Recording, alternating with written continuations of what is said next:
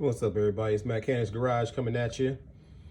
Today we got a 2016 Chevy Trax with the 1.4 liter turbo, little Ecotech motor.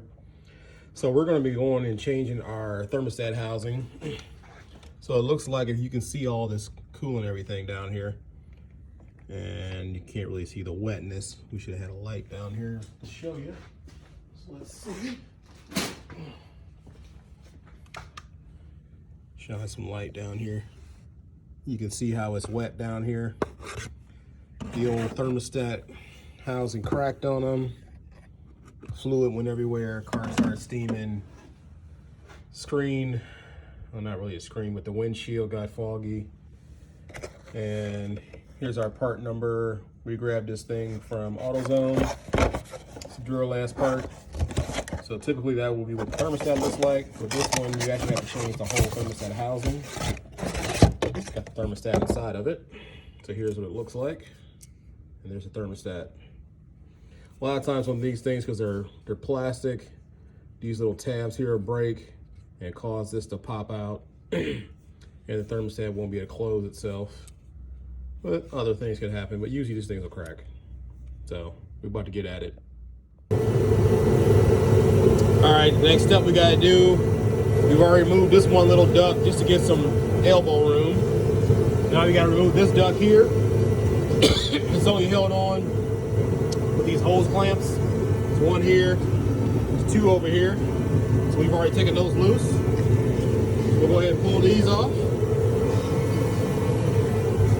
And this is the one that's got two on it. There's one up there, there's one on the top. Move both of these to the side. So our thermostat housing is right here. So we're gonna need to probably move this line out the way just to get some space to get to the bolts. As you can see, one of the bolts right there's got that green on it. I believe there is one over here on this side. See my finger, and I think there's a third one on there. We're going to have to try to locate it because we don't really have a lot of visibility here. So let's see if we can move some more stuff out of our way. The next thing I had to do is there's an intake line right here. I had to disconnect that from here to give us access to get to this top bolt. Now these three bolts connected to this thermostat housing are 8mm. So make sure you have maybe like a short extension, because this one here, there's really no room to get a wrench around it. I tried with my little ratchet wrench here, and as you can see, it's actually hitting the housing itself. You can't get around it. So I had to get a little 8mm socket with a short extension and an angle to help me out. So there's one more bolt we got to get to, which is below this one. That's going to be the challenge. And there's one over here on the left that we got to. And then the last thing we have to do is, there's a hose clamp right here. It's one of those stupid squeezy ones. So I hope I got some long enough pliers to get down in there, because those are a pain in the butt. But that's like the only one you can use to really hold this clamp on, because it's really hard to get like a normal one where you can screw it from the side. But, you know, we may be able to make it work. But we're going to try to get that hose clamp off and then see if we can reach this bottom part of the housing. Oh, one other thing is there's a radiator hose here. And it had this little clamp part here, this little clip. I just lifted up with a screwdriver and pulled it off with some needle nose pliers.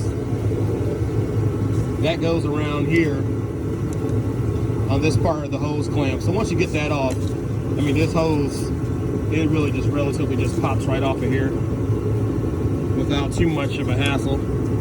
I just slid it back on so you can see it on there, but I popped it off pretty easy. All right, we got the old thermostat out. As you can see, you always want to compare your old part to your new part to make sure it's correct. And here's what the problem was on this old thermostat. This gasket split.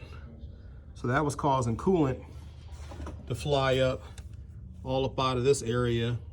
As you can see, everything is wet all up in here, and let's see if we can shine our light.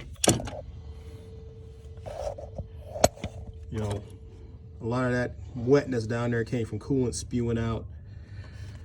And this is where, right here where I'm shining, that's where the block and the thermostat housing meet.